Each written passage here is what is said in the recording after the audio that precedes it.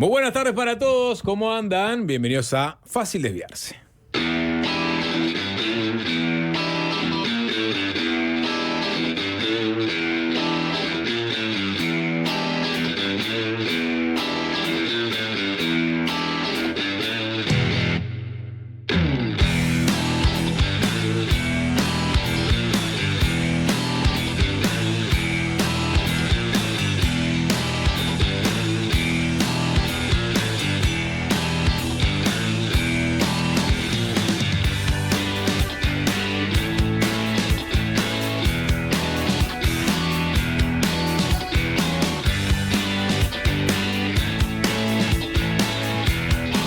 Chile, ¿cómo andamos? Buenas tardes, Sapo. Buenas tardes al Hulk de la transmisión de FM del Sol. En los controles estoy hablando de Joaquín.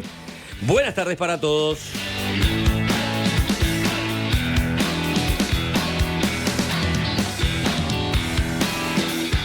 ¿Cómo anda, Nicolás? ¿Qué dice, Sapo? ¿Todo bien? Todo en orden, por suerte. Me alegro Saludo, claro que sí. Siempre alegre vos, Nico. Siempre dicharachero, siempre contento.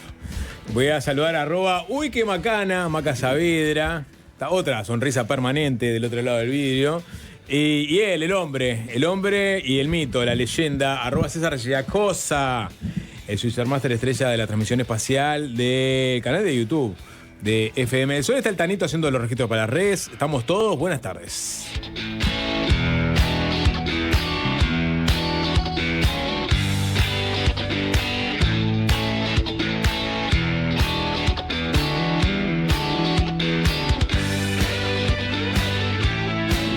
Día con mucha información, muchas novedades, ¿no?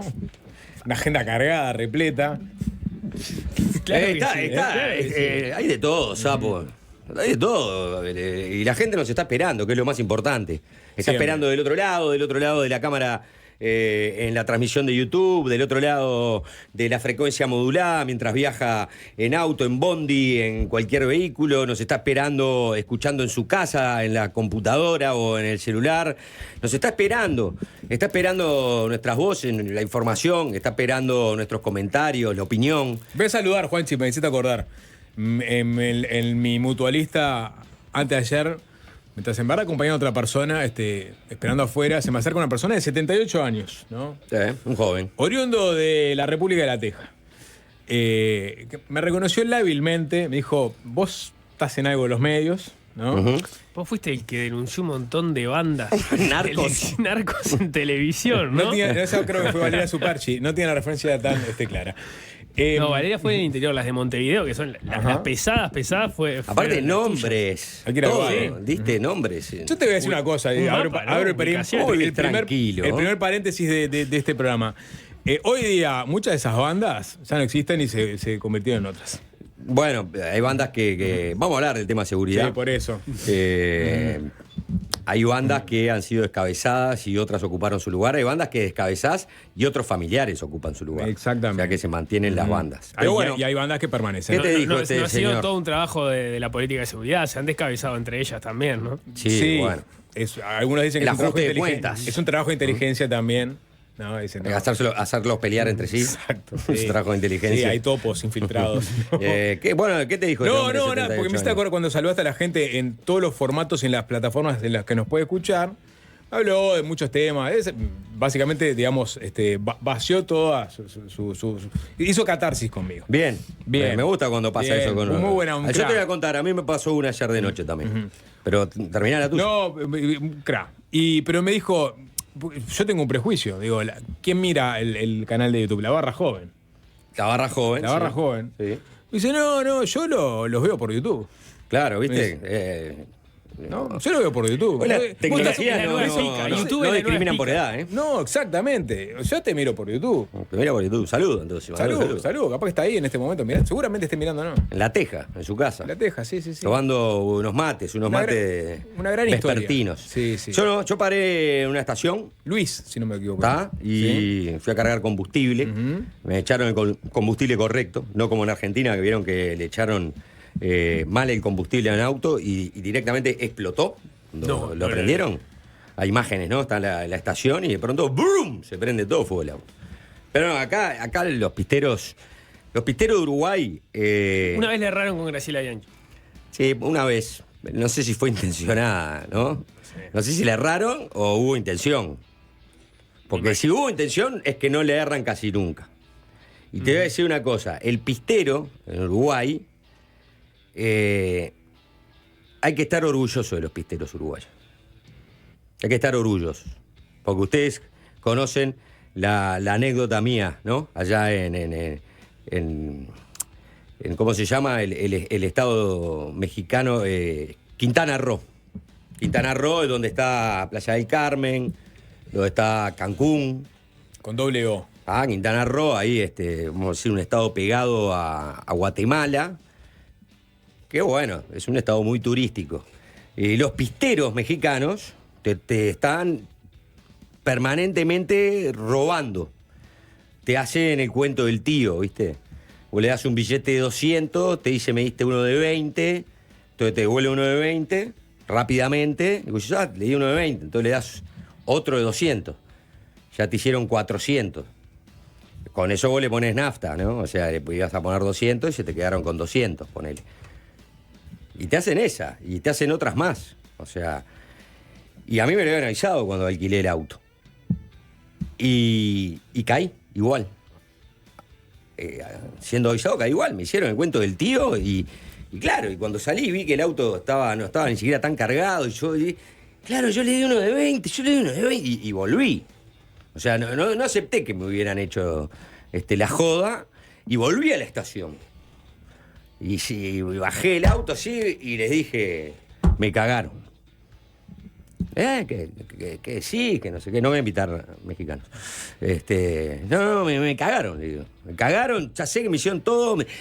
Yo te di uno de 200, vos me dijiste uno de 20, la hiciste rápido, ya sé, no. Ahora, ponele 200 más de nafta al auto. Y quedamos, y mano a mano, y yo hago como que... Y obviamente los locos no querían aceptar que me habían robado. Empezó a decir, no, ¿qué? ¿Qué? Le digo, ¿sabés quién soy yo? ¿Sabés quién soy yo? Le digo. No era una buena para hacer en el norte de México. No, claro. En el norte de México yo no hubiera hecho nada de esto. Población de riesgo sos. Porque cuando dije que era periodista. No, un miedo generaste. No, ahora sí. Ahora sí, tomá. Pero invitado por quién? Por Televisa. No, por el gobernador de Quintana Roo. Uh-huh. Y le dije, tengo su número acá. ¿Quieren que lo llame?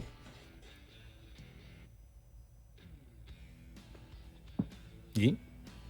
Entonces, ahí empezaron como, bueno, no sé qué, y nunca se acusaron, pero aceptaron ponerme 200 más.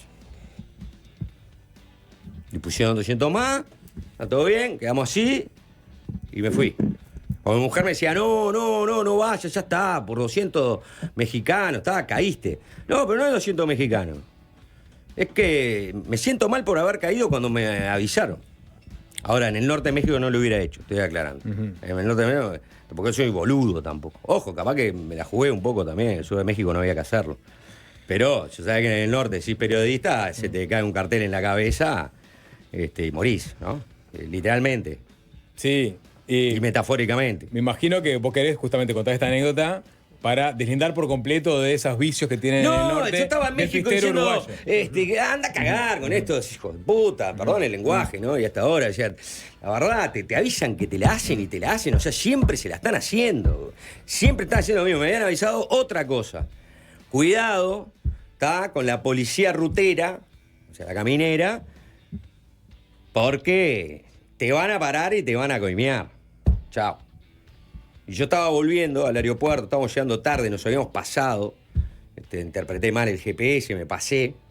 El aeropuerto me quedó atrás, estábamos justo a la hora y ahí ¡pum! Me para una moto. Empezó a hablar, no sé qué, no sé cuándo. Le encontró enseguida el problema en que yo venía, velocidad, no sé qué historia. Y bueno, el auto y dijo, a estos hay que coimearlos. Hay que coimearlos a estos. Le digo a mi mujer, que vuelta, que seguía conmigo en el viaje. ¿Qué tenemos ahí? Pues yo casi nunca ando con plata. Y en realidad no andaba con plata, porque ya hemos quemado todo, ¿viste? Y usás tarjeta también. Otras coimas. Y $10. $10 tenía. Y digo, si le doy $10, capaz que me manda, ¿viste? Me manda a freír papa, ¿viste? $10. Entonces en un momento le llamo. No y es digo, delito coimear en México, ¿no? acá yo te estoy contando mi historia, no sé cómo son las leyes mexicanas. Entonces le digo, mirá, tengo $10, ¿viste? Y estoy llegando tarde al aeropuerto. Estoy llegando tarde al aeropuerto, o sea, me pierdo el avión. Agarra los $10, no dice nada, y me dice, seguime. Se sube a la moto, prende la sirena, me escolta hasta el aeropuerto. O sea, teníamos que pegar una vuelta en U y el tipo agarra la moto, la pone en la avenida, como venía todo el auto, se para a los autos, me dice, pasá, se sube a la moto, me pasa de vuelta y me va corriendo los autos del camino. Yo digo, por $10, bruto No, servicio. quería más cuando llegaste. ¿Eh? No. ¿Fue eso? ¿Por 100? Un crack. ¿Qué pasaba Un si había fenómeno. sido, no? ¿Por 100 qué pasaba? Y por $100 capaz que... Y no sé. Yo qué sé, por $100. No sé. Sacaba capaz, de gobernador sí. y te capaz ponía que es lo vos. mismo por $100. Pero el loco capaz que decía, le era lo mismo por La $100. del Chapo te hace. ¿Eh? Te hace la del Chapo. ¿Cuál era el Chapo? El Chapo, no importa. ¿Cuál es? Bueno, después te cuento. Está No bueno. quiero Bueno, es impresionante. La cuestión es que ayer se acercó un pistero, hablando de los pisteros uruguayos. Pero una cosa, porque no usaste la palabra mágica que es puedo pagar la multa acá ni siquiera. Que es lo que es.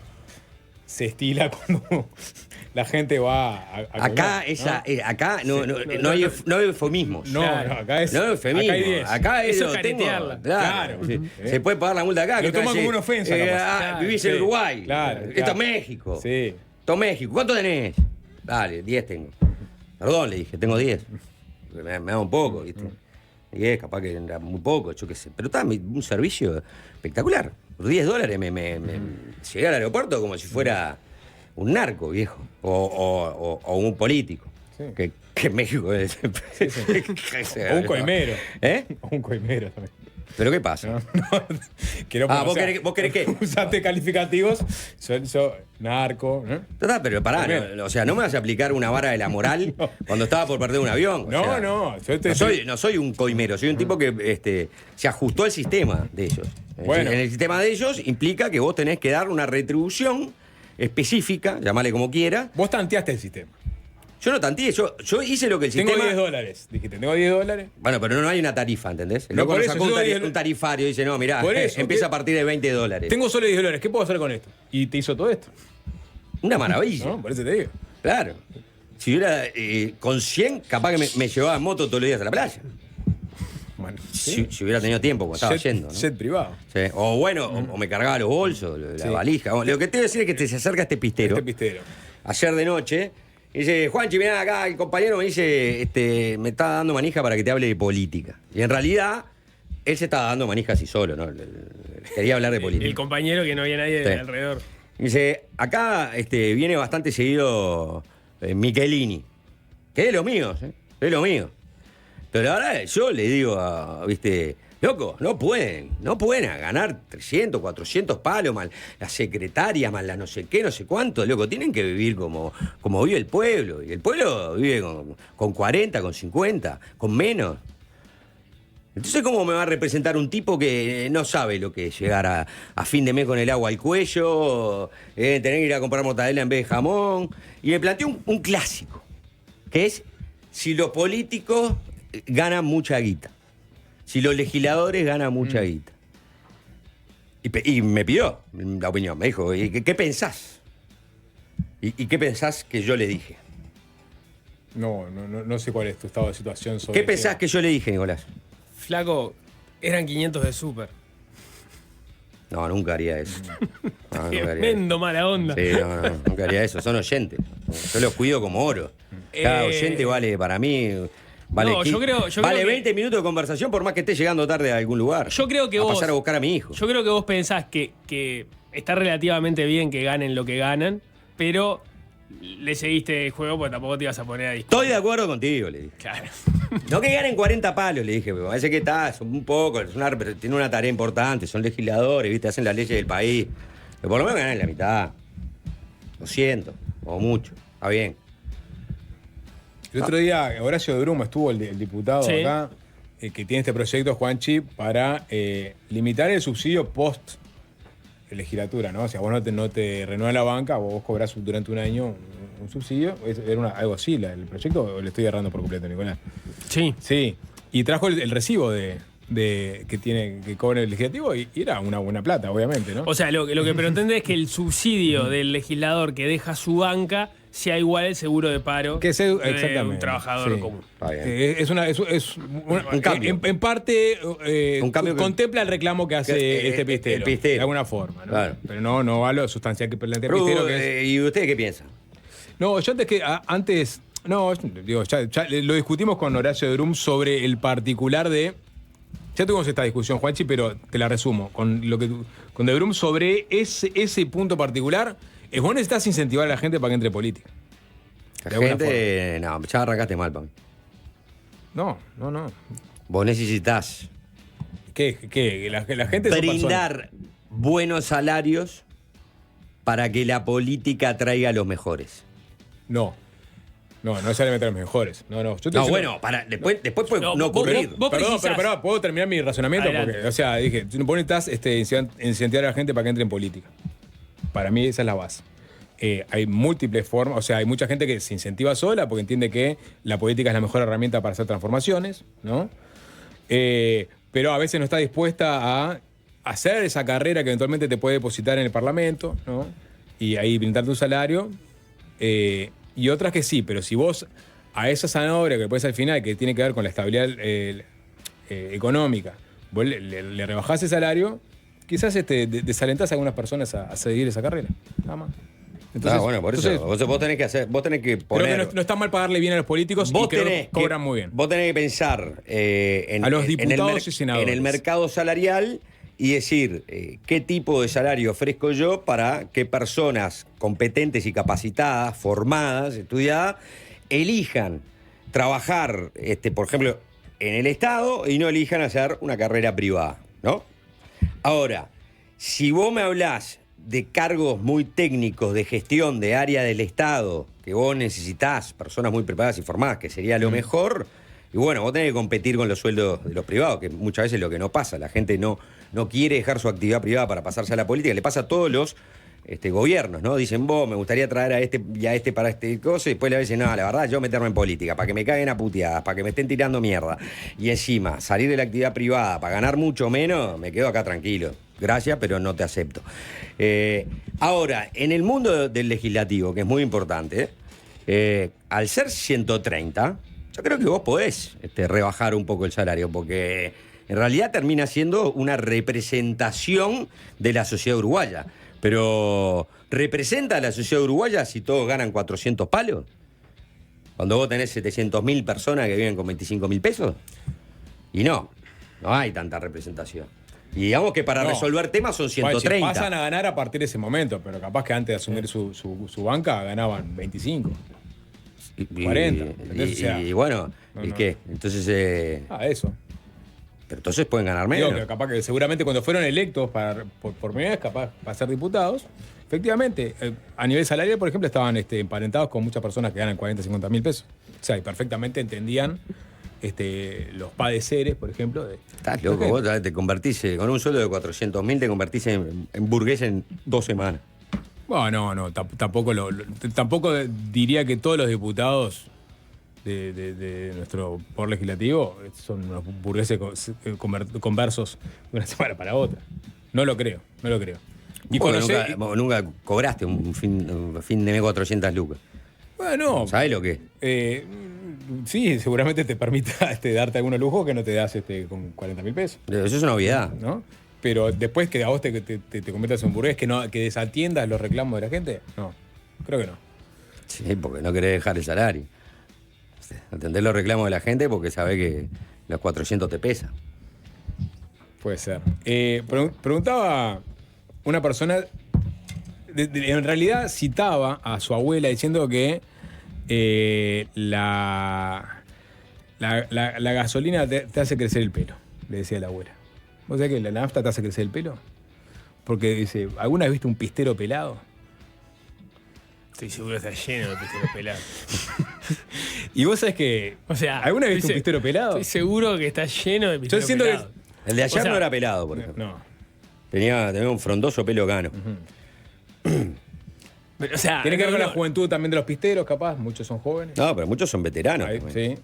Pero yo estoy identificando los pisteros que conozco y. Por favor, selfies de pisteros pelados en este momento. Sí. Una sola. Basta. Con una sola selfie un pistero Claro, pero pelado puede está haber bien. entrado a trabajar ese día. Digan hace cuánto tiempo son pisteros. No, lo Porque- importante es confirmar desde No, el punto bueno. de vista científico si la gasolina se crece el pelo.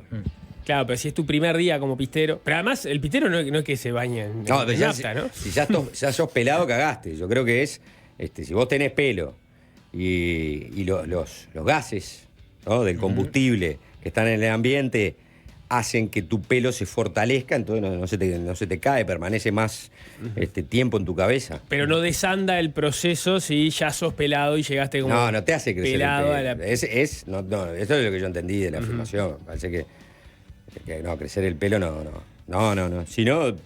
Si no, vos irías a cualquier clínica estética y te frotarían gasoil en la cabeza, sos pelado. Te dicen esperado meses. Capaz que la ciencia todavía no puso sus ojos sobre. No, el no, mundo de no los ató pisteros. cabos. No ató cabos todavía. La ciencia está siempre atando cabo. Sí, Sí, bueno, esta no se lo va a comer. es su tarea. O sea, el combustible ya lo examinaron en todas sus propiedades. Y yo, bueno, ¿para qué sirve? Bueno, básicamente para generar combustión. Eso es lo principal. Está perfecto. Hagamos funcionar la maquinaria. ¿Para qué más sirve? Y bueno, para esto también sirve. ¿Para algún dolor sirve? El vapor de la nafta. Tengo, Es el vapor de la nafta. Yo dije gases. No, porque la misma persona que mandó un mensaje se aclaró que es el vapor de la nafta. Sí, claro, yo me imaginé que no es tirarte mejor. nafta en la cabeza. Porque Es peligroso. es peligroso. Sí, Claro. sí. Sí. Bien, no, la otra es que no nos percatemos de eso porque usan gorro muchos también, o gorra, ¿no? Cuando está frío, sí. Sí. Bueno, no. O la gorrita de la sí, estación. También, es verdad. ¿No? Sí. No, y sobre todo si sos pelado y aparentemente hay pocos pisteros pelados, también por un poco de vergüenza, ¿no? Sí, claro, van a quedar pegados. Soy el único pelado en el claro. laburo. Se van a dar cuenta que no nací para pistero. Bueno, voy a quedarme a la espera de esa foto. Va a ser una foto validante y con eso vamos a cerrar la discusión. Y si les parece, vamos a hacer un cortecito y nos metemos con los temas de coyuntura. Con Dale. política de seguridad. Sí. El Uruguay avanza finalmente a un sistema político que respalda, o que va a respaldar políticas públicas que van a atacar los problemas de seguridad en el tiempo y de manera estructural, o estamos ante una nueva reunión multipartidaria que va a naufragar en el camino. Bien, bueno, antes de la tanda vamos a escuchar, Joaquín, ¿tenés el tema ahí? Vamos a escuchar a Luciano Superviel desde el disco Bajo Fondo Tango Club presenta a Superviel y una de las canciones más conocidas de ese disco se llamó Miles de Pasajeros. Plan Nacional de Seguridad Pública, ese es el nombre que el gobierno definió para esta mesa de diálogo interpartidario para delinear políticas públicas en materia de seguridad ciudadana. Hoy oficialmente se reunieron los líderes de los principales partidos políticos. Digo principales partidos políticos porque estaba viendo ahí a un Iván Posada, estaba viendo a Todos un Andrés los Ojeda, partidos con representación parlamentaria, a excepción De de y ese. Identidad Soberana, el partido de Gustavo Salle. Estaba Guido Maní Ríos, estaba Álvaro Delgado, estaba el propio Fernando Pereira y no estaba exactamente ni Gustavo ni Nicole Salle, ningún representante de ese partido. No estaba Mieres, estaba Iván Posada, es el delegado del Partido Independiente. Mieres ya había tenido una reunión la semana pasada con Orsi. Sí, exactamente. Entre otras cosas le planteó que había que empezar a trabajar en temas urgentes como por ejemplo el progreso infantil y también la seguridad. Así que digamos, ya estaba Orsi avisado de las urgencias del Partido Independiente. ¿Podemos decir que este diálogo fue parido por el diálogo social? No. ¿No? No. ¿Por qué decís eso? ¿Por qué digo eso? No O la tiene se- idea. Yo sí tengo idea. No. Porque en por los, eso. en los esta instancia, capaz que tengo que corregirme, esta instancia de hoy, miércoles, por la negativa de los partidos a participar del diálogo social, las reuniones que tuvo con Yamandu Orsi y la definición de que se hiciera esta reunión hoy?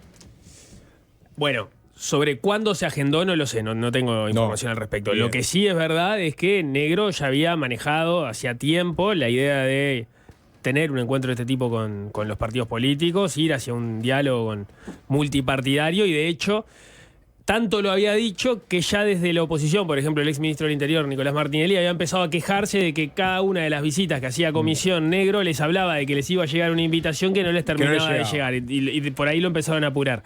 Después, hace un par de semanas, estuvo acá Diego Sanjurjo, de AECA, ¿no?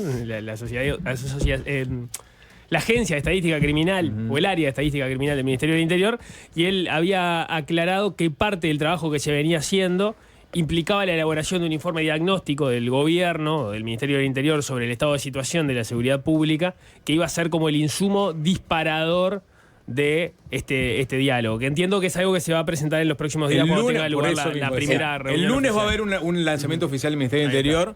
De la hoja de ruta. De la hoja de ruta, intuyo que con algún insumo que le hayan arrimado o que hayan sacado de esta reunión que tuvieron con los partidos de oposición. Es el plan para empezar a trabajar. Es para empezar a trabajar. Yo lo que decía es, el diálogo, la negativa del partido político a trabajar en el diálogo social, quizás aceleró un poquito la puesta en funcionamiento de este diálogo. Pero porque sobre la seguridad pública. Es una especulación tuya. Bueno, el otro día Pablo Mieres, por ejemplo, lo conversaba, ¿no? Como el planteo que vino de la oposición fue, bueno, apuremos otros procesos y que son más urgentes, como por ejemplo la seguridad pública y estos otros temas que si el Ejecutivo eventualmente tiene ganas de sacar decretos, leyes, bueno, que lo haga y no cuente con nosotros. Por eso especulaba sobre este timing. No importa, es un tema paralelo, pero quizás tenía algo que ver. No, capaz que el contexto ayudó para que esta reunión tuviera lugar ahora. No Exactamente. Lo sé, Vos tuviste una reunión de Orsi cabeza a cabeza con los líderes de los partidos y ahora se concretó esta reunión y el lunes se lanza oficialmente esta hoja de ruta. Creo que era un proceso en paralelo igual. El diálogo social y... Sí, no, eso está claro. O sea, no es que el diálogo social incluía la No, está claro. Eso está No, digo cómo se fueron tejiendo. Tejiendo, exactamente. Bueno, dicho esto, oficialmente tuviste un encuentro, tuviste declaraciones tanto de el oficialismo, en la voz de Carlos Negro, como los principales representantes de la oposición, en la voz de Andrés Ojeda y de Álvaro Delgado. Si les parece, vamos escuchando de a poquito lo que surgió en materia de declaraciones de cada uno de estos actores y después eventualmente agregamos algo más. Vamos a arrancar con Carlos Negro, con el ministro del Interior, que decía lo siguiente. Todos los representantes de prácticamente todo el sistema político uruguayo, lo cual no podemos dejar de desconocer en una coyuntura política tan especial como la que estamos viviendo, con un parlamento sin mayorías, con un diálogo que tenemos que comenzar a fortalecer. Hemos tenido una muy buena recepción y la presencia de casi todos los partidos políticos representados.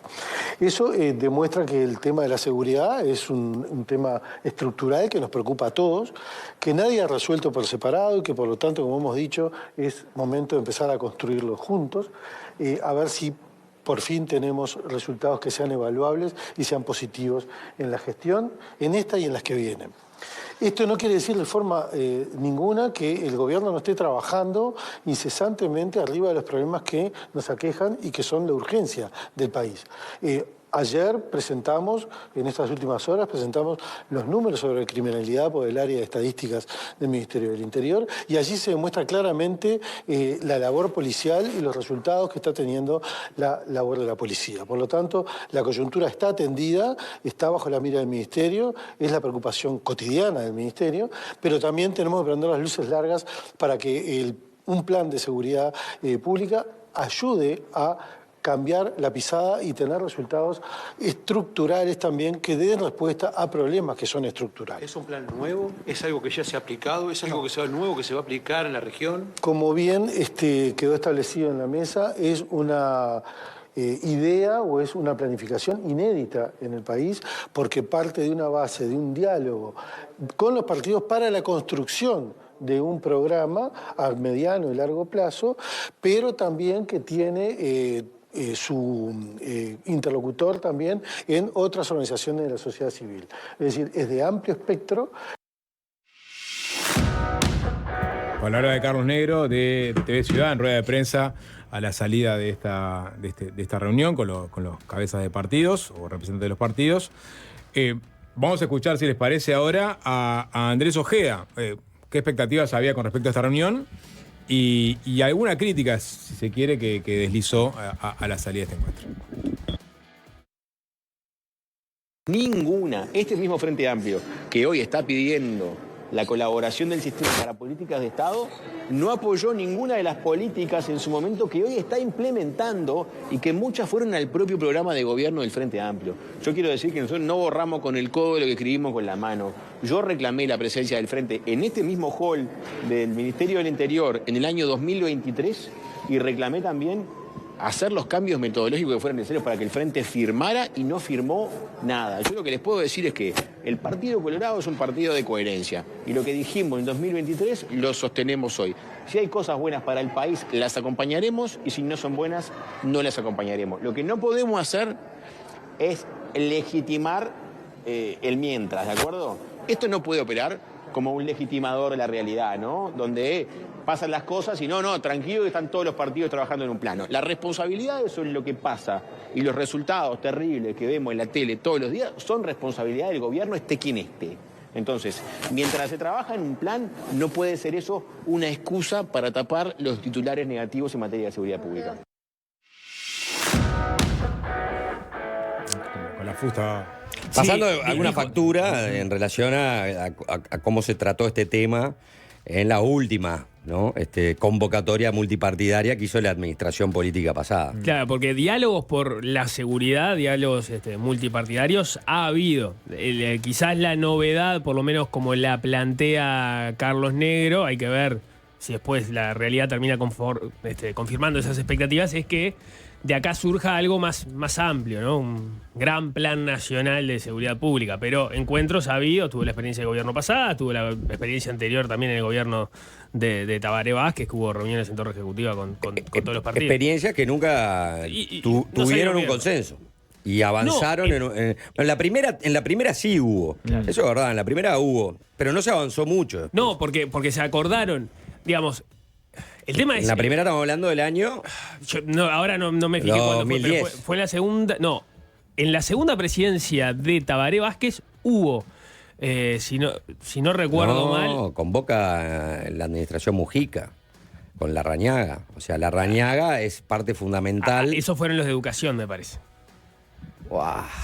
Bueno, no importa. La cuestión fue que en ese gobierno del Frente Amplio se llegan a una serie de acuerdos de los cuales salen algunos proyectos de ley que van. En el de Vázquez. En el segundo de Vázquez. Yo creo que es en el segundo de Vázquez.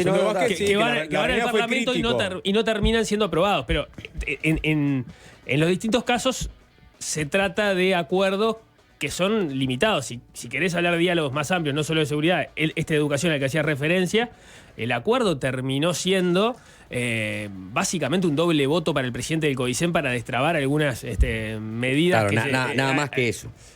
Sí, estaba algo metido de Promejora, pero también era un programa de alcance limitado, digamos. Son acuerdos que no son grandes acuerdos. Creo que la novedad, que por lo menos en el terreno de la expectativa, hay que ver si se confirma, plantea Negro, es que sea un plan, surja acá un plan algo más amplio, que digamos, vayamos a buscarlo al final del diálogo si efectivamente se termina dando de esa forma o no. Para aclararlos tanto sobre el diálogo del año 2016. 2016, ahí va. De Tabaré Vázquez. El entuerto se dio a la interna del Partido Nacional porque la calle Pou, ante la falta él entendía que había una falta de avance en las medidas concretas que salieran de esa mesa, quería que el Partido Nacional se retirara de esa mesa y Jorge Larrañaga se oponía y quería seguir negociando. Bueno, pero de ahí salieron algunos proyectos de ley que después el Frente Amplio no terminó validando porque no reunió votos en la interna de su bancada. Claro.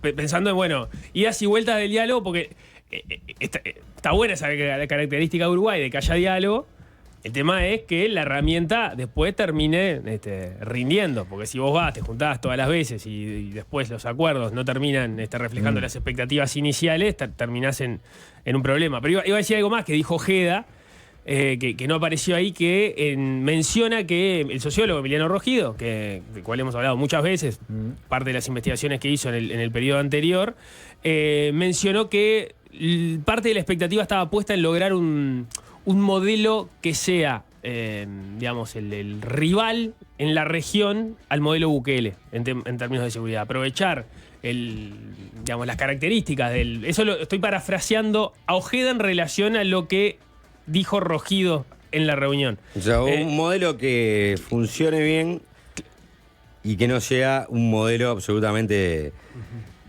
represivo y con falta de garantías. Claro, exacto, o sea, sostenerse, el modelo ideal. Sostenerse en las probidades democráticas que tiene el país y generar un modelo que sea alternativa al de Bukele, a lo cual Ojeda dijo, bueno, hay que ver, porque no descartemos todo lo de Bukele, porque si hay cosas que están funcionando no tenemos por qué descartarlas de plano. ¿Por qué meter a Bukele en la conversación? ¿No? ¿Por qué meter a Bukele en la conversación? Ni idea, no sé. No, ya lo sé que lo dijo Rogido, me dice Maca, pero digo, ¿por qué incorporarlo a una mesa de diálogo donde creo que nadie va a esta instancia con la cabeza de Bukele? Está bien, no, bueno, pero hay personas que pueden entender que hay medidas que se tomaron por parte del gobierno de Bukele que pueden ser consideradas, pero más allá de eso, puntualmente, a mi entender, es porque el sistema Bukele, por llamarle de alguna manera, trasciende en la región y en el mundo como un modelo exitoso de lucha contra una sociedad que estaba absolutamente sometida a la acción de los grupos pandilleros, ¿no? Y era uno de los países más inseguros del mundo. Bueno, después, cómo ese modelo termina peleándose contra las garantías democráticas, los derechos humanos, es materia de otro análisis. Pero no sé, porque si vos para lograrlo tus resultados precisás estos métodos, no sé si puedes decir, bueno, veamos esto y después analicemos esto, que es otra discusión distinta. Es la misma discusión. No, pero en materia de otro análisis, es decir, porque voy a lo que dice Sapo, ¿por qué meter el tema Bukele en el medio? Es decir, Uruguay puede... No somos El Salvador. Uruguay puede, exactamente.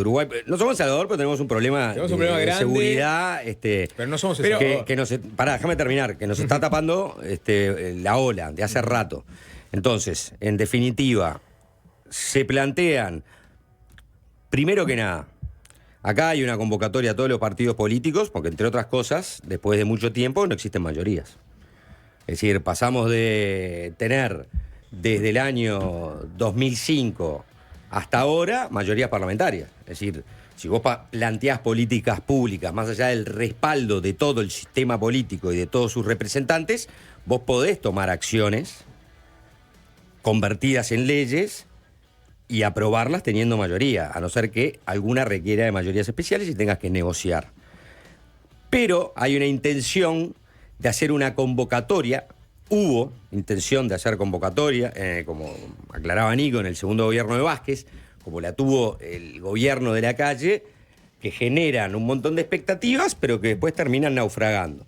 Y todo se reduce a que cuando cambia de gobierno, el problema de la seguridad sigue siendo una disputa de botín electoral. Es decir, en la medida que vos no obtengas muy buenos resultados, yo, desde la oposición, lo que hago es criticarte.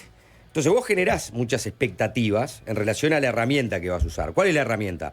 Que todo el sistema político se va a poner de acuerdo para sostener, como se sostiene en otras políticas públicas, políticas de largo aliento en torno a atacar un tema específico, en este caso el tema de la seguridad. Pero después todos terminan jugando, porque ya lo escuchás, inclusive en las declaraciones, todos terminan jugando al otro juego, al juego de el botín electoral del tema seguridad. Entonces acá tenés un tema particular, que es, no tenés mayorías. Entonces, casi que obligatoriamente necesitas generar una mesa multipartidaria para después aprobar un paquete que tenga que ver con política de largo aliento para atacar el tema de la seguridad. ¿Qué es lo que vos esperás? Y ahí cierro con esto. ¿Qué es vos, ciudadano, gente, la gente que padece la inseguridad?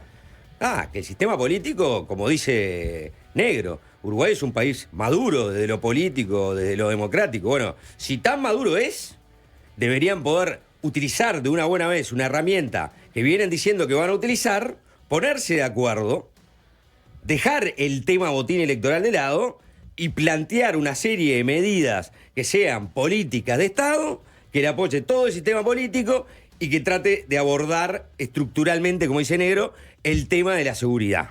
Entonces, hay una gran responsabilidad de que una vez más esto no sea una pantomima. Porque entonces es el cuento del Pedro y el Lobo, ¿viste? Claro, ahí viene el lobo, no te creo más. Ahí viene el diálogo. Claro, viene el diálogo, viene la mesa multipartidaria. Pero en ese contexto, ¿cómo tomás la primera salida de Ojeda? Que fue, una de las primeras cosas que marcó fue... Estamos, pero cobramos cuenta. Estoy, pero te voy a cobrar la cuenta. Cobrar una cuenta. Claro, pero te cobro la cuenta. Pero me parece que, más allá de que creo que hay un tema también de elección del perfil que está adquiriendo Ojeda en relación al gobierno, ¿no? Que me parece que también tiene que ver con esa salida de la semana pasada de bajarse del diálogo, etcétera, del diálogo por la seguridad social. Creo que es sensato el planteo de, perfecto, vayamos a los diálogos. Ahora, que eso no sirva en el discurso o en la narrativa que construya el gobierno para no hacerse cargo de las cosas que estén sucediendo ahora. Y eso me parece que está bien fijarlo, porque entonces vos podés decir, está bueno porque vos decías, el gobierno no le queda otra que llamar a diálogo porque no tiene mayorías parlamentarias y eso es tal cual. Yo creo que también tiene que ver con el talante del gobierno en sí, en particular del presidente de la República, que ha cultivado y creo que resiste bastante archivo en eso, el diálogo. Entonces, yo creo que capaz que si hubiese tenido mayorías parlamentarias, igual lo haría. Pero que eso no puede servir de excusa para después no asumir las responsabilidades que te caben en un gobierno, porque este diálogo, andás a ver cuánto tiempo lleva, andás a ver a qué tipo de soluciones arriba, y entonces vos no podés después decir, lo que pasa es que llegamos, instrumentamos un plan nacional de seguridad pública con el apoyo de todos los partidos políticos, pero lo aprobamos en el 2029, no llegamos a ver los resultados, eso va a ser cosechado para las próximas generaciones. Buenísimo con las próximas generaciones, las responsabilidades políticas hay que cobrarlas en este periodo, que el diálogo no sea la excusa para no cobrarlas ahora. Por eso hay como una idea de, que en el 2026 se empiezan a aprobar leyes que surjan de este diálogo, para no demorarlo más. Y por eso la aclaración de Negro dice, por un lado, estamos atendiendo el tema de seguridad, no es que lo estamos posponiendo para el próximo año, porque ese tema se está atendiendo. Ahora lo que queremos es generar un diálogo donde todo el sistema político, todos los partidos importantes con representación parlamentaria estén de acuerdo, y a partir del 2036 empezar a aprobar leyes de fondo sobre este tema. No sé, tenés mil temas, ¿no? Vamos a hablar, tenés 1000 temas, porque para solucionar un tema tan complejo como la seguridad, no solo es política criminal, es política social, es política económica. O sea, obviamente dentro de la política criminal tenés que revisar y recuperar el sistema carcelario. Entonces, leyes de fondo tienen que ser eso, ¿no? No es si 2 patrulleros más o más policía en la calle o más eficiencia. Digo, se requiere de un paquete de leyes que vos digas, estos son para realmente atacar el tema de acá. Una cosa más, sí, hay que cerrar, ¿no? Nos faltó la palabra Delgado, pero bueno, capaz que mañana podemos continuar con el tema. Resumí, ¿qué dijo?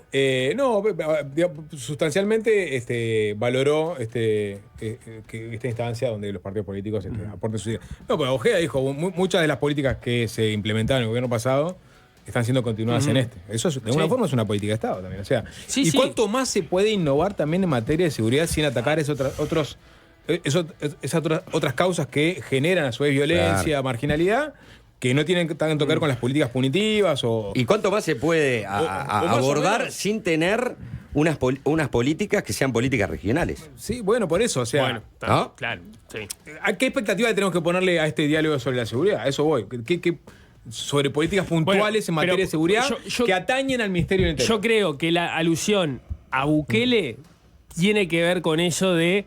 Es verdad, las características de Uruguay no tienen nada que ver con las de El Salvador. Lo que sí tenés es que la región mira el caso Bukele por las cosas que comentaba Juanchi, ¿no? Por las dos cosas que está haciendo, barriendo el Estado de Derecho, generando algunos resultados. Yo creo que es decir, bueno, Uruguay tiene determinadas características que puede hacer que el sistema político llegue a algunas soluciones que puedan ser vistas como modelo, y en ese barco vamos a estar todos juntos, ¿no? Entonces decirle, colaboren, ¿no? A la oposición, colaboren, porque esto es Uruguay, papá, ¿no? Claro. O sea, es como camisetear, ustedes también van a recibir el rédito de formar parte de un sistema político que tiene la oportunidad de generar esto. Es como, me parece que tiene que ver con ese camiseteo. Hagamos historia. La Suiza de América. En Pero materia- bueno, habrá que ver a qué lleva. Bueno, vamos a hacer la tanda, vamos a conversar con el senador del MPP, Aníbal Pereira. Y más adelante me quedo con una frase colgada de este documental que se llama Un sueño errante, que dice, hablando de todo esto, ¿no? En un momento su protagonista dice, Uruguay es una mierda, este país es una mierda. Este país es una mierda. Lo dice una cubana inmigrante que trabaja en Pedido Ya, 10, 11 horas, que tenía como anhelo principal instalarse en nuestro país, traer a su hija, que había quedado en Cuba, estuvo 3 años alejada de su hija, logra juntar la plata para traerla, pero se da lo que le pasa a la mayoría de los inmigrantes de nuestro país, no logra escalar económicamente, trabaja en un lugar absolutamente precarizado, tiene los accidentes, y en un momento hace lo que muchos cubanos hacen cuando vienen a Uruguay, están de paso y tratan de irse ¿A dónde? al norte. A un país de Estados- verdad, papá. A Estados Unidos United o a States of Europa. America. Bueno, País de oportunidades. este documental de Sofía Betarte básicamente cuenta esta historia que muchas veces escuchamos, pero acá quedó registrada de manera completa, ¿no? Desde que traen a la hija hasta que definen irse de nuestro país. Ya venimos.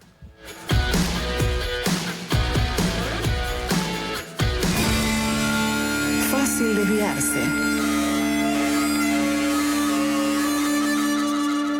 El del MPP, Aníbal Pereira, fue uno de los dirigentes frente amplistas que se alineó con el ministro de Ganadería, Alfredo Frati, cuando desde esa cartera se quiso suspender momentáneamente la exportación de ganado en pie. Como saben, la medida generó un ruido en el seno del gobierno y fue cuestionada por el ministro de Economía, por Gabriel Odone, que la tildó de inconveniente. En su caso, Pereira defendió la medida argumentando que se trataba de una decisión puntual y que se justificaba para defender puestos de trabajo en el interior.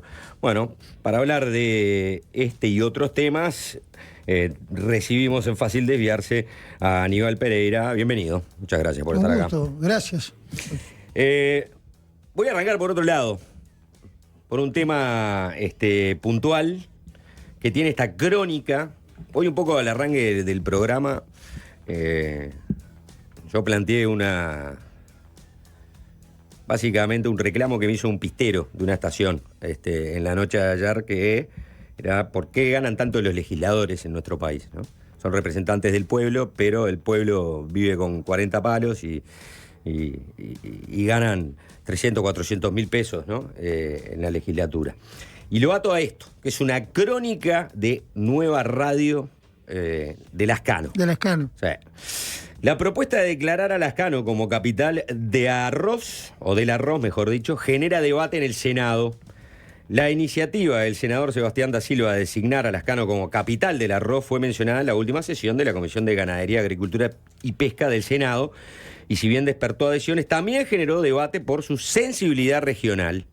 Desde Rocha, el senador Aníbal Pereira valoró la propuesta y destacó la fuerte identificación de Lascano con la cadena arrocera, tanto por la producción como por la industria instalada en la zona.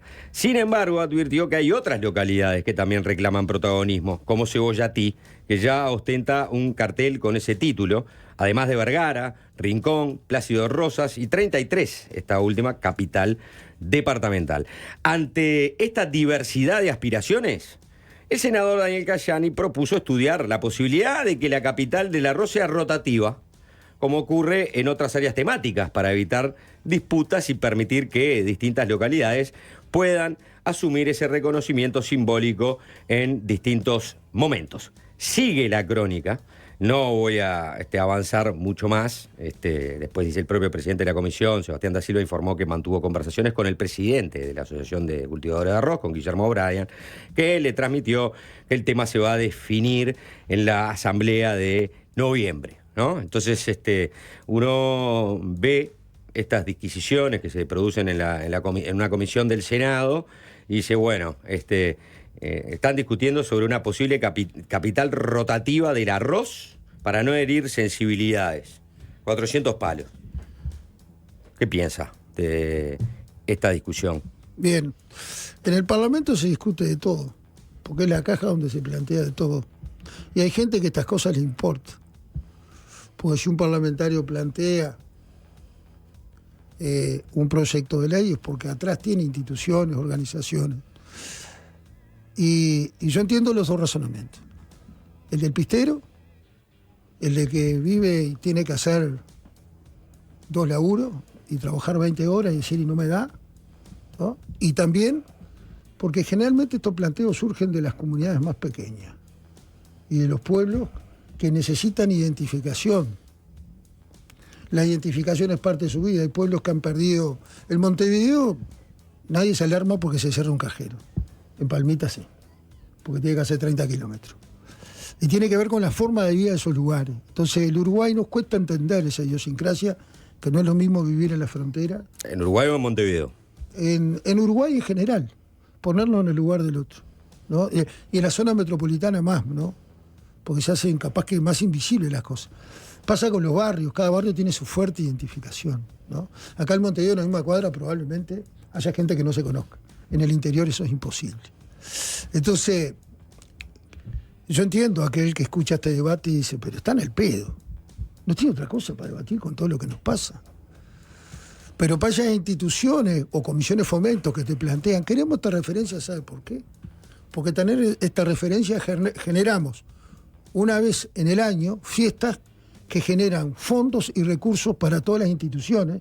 La fiesta de la Soco en Cuero en Lascano genera para todas las instituciones públicas del entorno recursos que les permiten tener actividades que de repente si no tuvieran esos ingresos sería imposible. Para las comisiones de fomento de la escuela, del liceo, se distribuyen varios miles de dólares a partir de jornadas, y esto se distribuye en todo el interior. Esas fiestas son muy identifican mucho a la gente, ¿no? Entonces, el arroz es más allá de una actividad económica, es un sentido de pertenencia.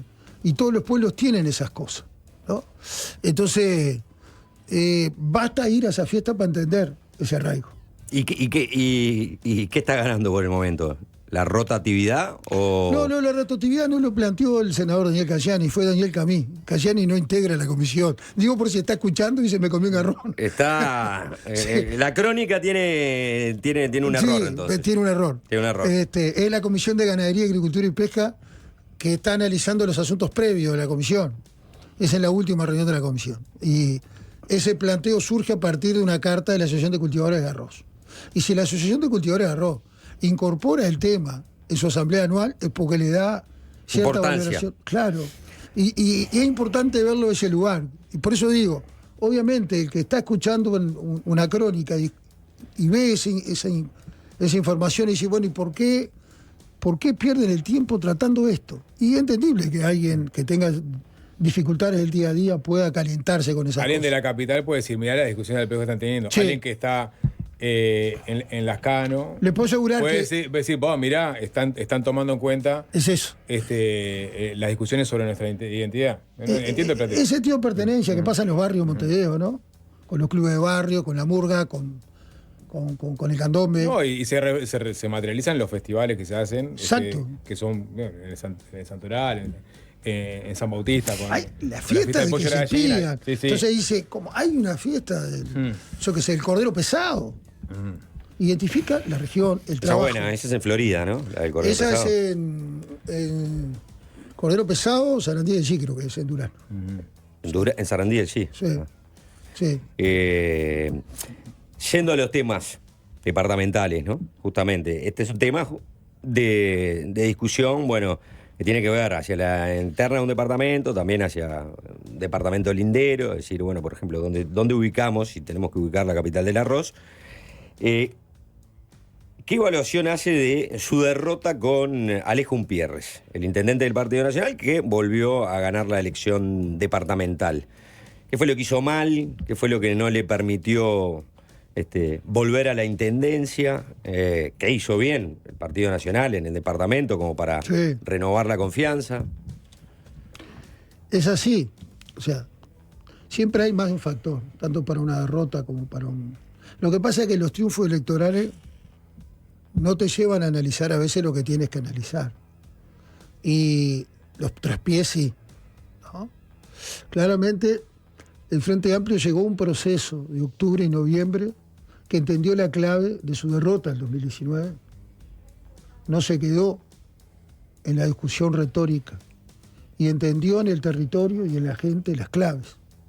Creo que de noviembre a mayo el Frente no supo entender esa acumulación de esos 5 años en cada territorio. Nos pasó en Rocha, claramente, porque si tú ves nuestro programa de gobierno, claramente hacía un énfasis en cosas que entendíamos que estaban en la mira de la gente. O sea, no fueron planteos traídos de la estratosfera. Pero la gente a la hora de votar, pues, hoy hay una sociedad que cambió, ¿no? Hay más decisiones inmediatas. ¿Será por la necesidad de la gente o porque el mundo cambió también, ¿no? Hay más cuestiones de inmediatismo, ¿no?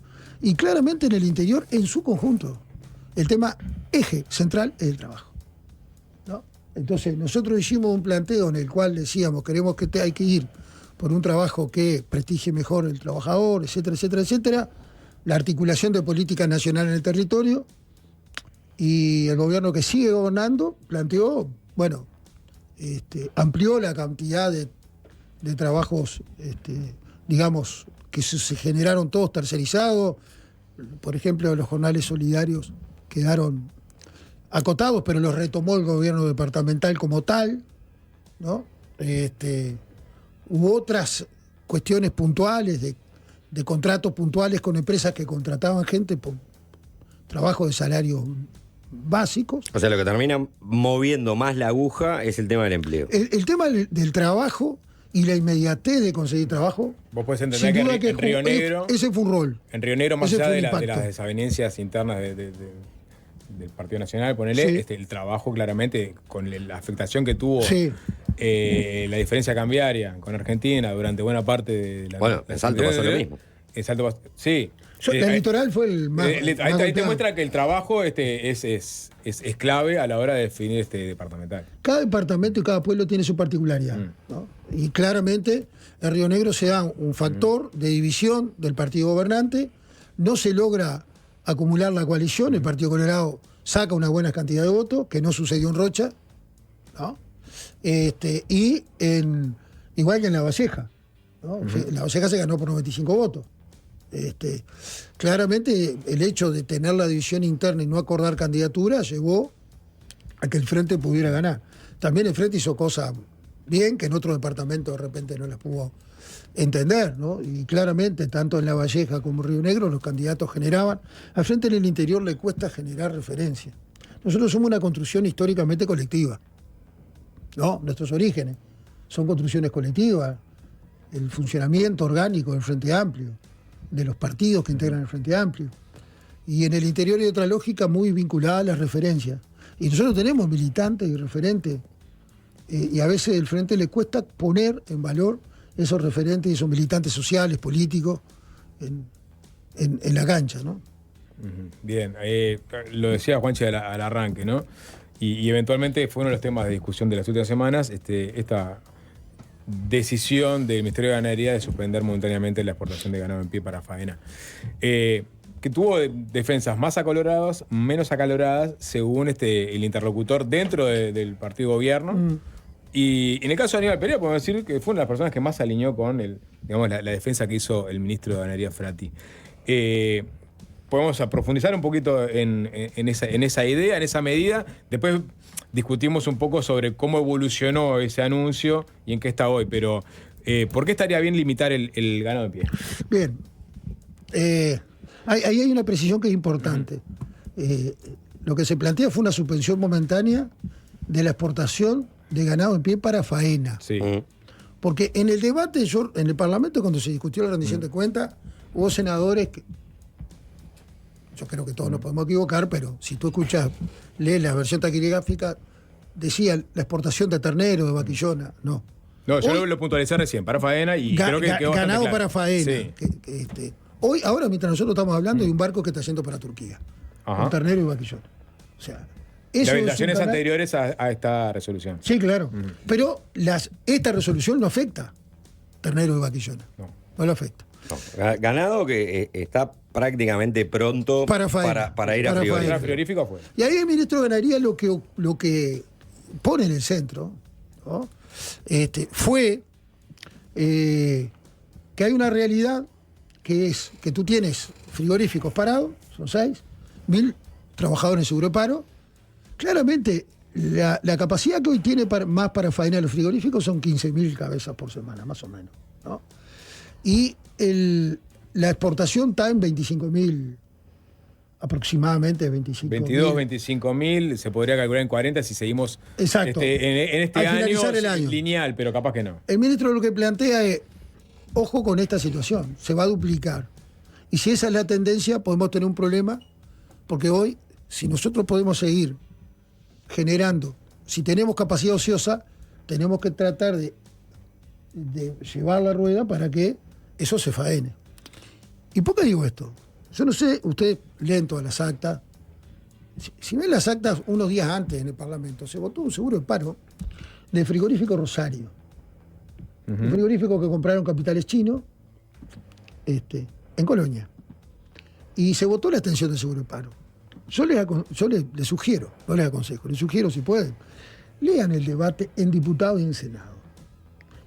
Senadores y diputados que plantearon la interrogante de seguir votando seguro de paro, porque era subvencionar a capitales que tienen frigoríficos para especular. Entonces, bueno, quienes hicieron ese argumento en la Cámara, después fueron las mismas voces que le dieron manija para pegarle al ministro y se fueron de boca, ¿no? Intencionalmente algunos, otros no. Pero decir que Frati es un defensor de quienes tienen los monopolios frigoríficos es una falta de respeto y un atropello a la verdad. Porque si alguien cuando estuvo en INAC generó un antes y un después con respecto a generar reglas claras para el valor de ganado y beneficiar al productor, fue las gestiones de los gobiernos cuando Frati estaba en... Ahora, Perdón, la pregunta original es ¿por qué limitar? Si esta herramienta sería útil, por ejemplo, para atacar el problema de personas en seguro de paro en la industria frigorífica, cuando incluso los propios representantes de la industria frigorífica radiofónica dicen que quizás puntualmente puede ser una medida que alivien algo, esta situación, pero que no es una medida de largo plazo. O sea, que muy poca gente estaba alineada, salvo Frati, eventualmente, Aníbal Pereira, porque después aparecieron otras voces críticas dentro del gobierno sobre esta medida. Entonces, avanzar un poquito más sobre la argumentación de por qué sería una herramienta útil para atacar este problema puntual. Bien, comparto de que hubo una descoordinación en el gobierno que no se puede dar. Las dos señales, digamos, que en alguna medida da el ministro de Ganadería y después Economía en cuanto... Porque aparte la línea de gobierno es absolutamente clara ha sido hasta ahora en las señales, ¿no? En las señales que el gobierno tiene que dar, no lo digo yo, lo dijo Javier de Aedo en el marco de la discusión de la rendición de cuentas, cuando dijo que el gobierno fue hasta muy cauto en anunciar públicamente la situación fiscal del país. ¿Por qué? Porque tiene que cuidar los mercados, porque tiene que cuidar el crédito país. Todavía dijo algo así. Me imagino que se salían de la vaina. Sí, en el debate no salíamos de la vaina. Pero hoy hay una coyuntura, yo lo venía escuchando en el viaje para acá, en temas centrales del país, como seguridad pública. El gobierno tiene que ser mano en generar diálogo. Y en otros temas que son centrales, en la seguridad social. Entonces, yo creo que no estuvo bien. Yo soy oficialista plus, ¿no? Y juego, y tengo esa responsabilidad política, pero no puedo ser tampoco una especie de fanático que no ve las cosas, ¿no? Creo que también ahí hubo por parte del ministro de Ganadería, bueno, él enseguida que anuncia en el Consejo de Ministros, lo comunica en el Ministerio para instrumentar la medida y enseguida le llegó al senador más mediático que había en el Parlamento, que yo creo que tiene que hacer algo de stand-up en cualquier momento, que le sale mejor que ser senador, que es el senador da Silva, ¿no? Que enseguida le llega la información y lo instala desde el rol que él va a jugar, ¿no? Pegarle a todo lo que se mueve. Pero siendo de vuelta, repito, la herramienta que quiso aplicar el Ministerio de Ganadería, ¿es efectivamente eficaz para atacar el problema del empleo en la industria frigorífica o no? A ver, ¿es real? Porque no lo veo defendiendo tanto como se defendió en su momento. Yo creo que es una cuando se tomó herramienta la que medida. cuando el gobierno dice, esto depende de mí y yo quiero ver esta señal, es una señal, ¿no? Claramente no es una medida de prohibición y claramente es real que los productores agropecuarios, cuando se da el anuncio, se paran de mano porque dicen, porque el mecanismo de exportación de ganado en pie es una válvula de regulación de precios. Pero hace un año, el ganado en pie estaba a $3 con 10, con 15. Hoy está a $5 con 18 centavos. Y bueno, eso es lo Hay bueno una de coyuntura histórica. la libertad de mercado. Claro. Que vos, en definitiva, si esta herramienta existe, es legal y se aplica, vos podés elegir el precio. Y decir, bueno, yo tengo un ganado que está en proceso de engorde, no está pronto para la faena, capaz que le falta un poco de engorde más, pero me están ofreciendo $5 de afuera, yo te lo vendo a mejor precio, me ahorro buena parte de la comida y retomo el ciclo.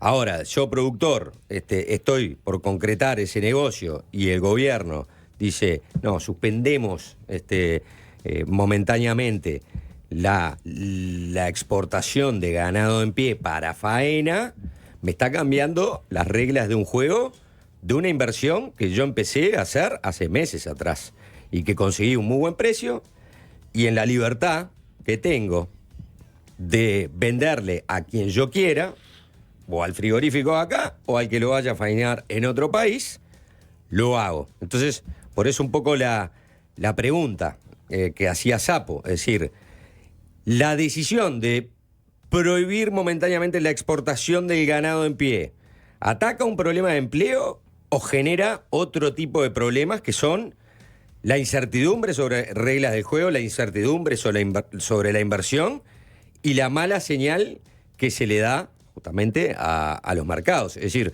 yo quiero atacar un problema de que tengo trabajadores en el seguro de paro, pero la decisión que tomo es mucho más problemática y mucho más dañina que el problema que yo tengo que solucionar. Entonces, vuelvo a la pregunta. ¿Hay ahí una decisión razonable? Para el Ministerio de Economía claramente no, porque dijo que era inconveniente. Pero para el Ministro de Ganadería sí, porque tomó la decisión. Entonces, aparte de que no hubo coordinación, para decir, bueno, es conveniente o no que hacemos, lo que hay son dos posturas bien diferentes. Una que entiende que es una mala decisión y otra que entiende que es una buena decisión. O sea, ¿por qué es una buena decisión? El ministro de Economía tiene una responsabilidad mayúscula. Ahora, es interesante, porque el ministro de Economía, la oposición en el Parlamento hasta hace unos días,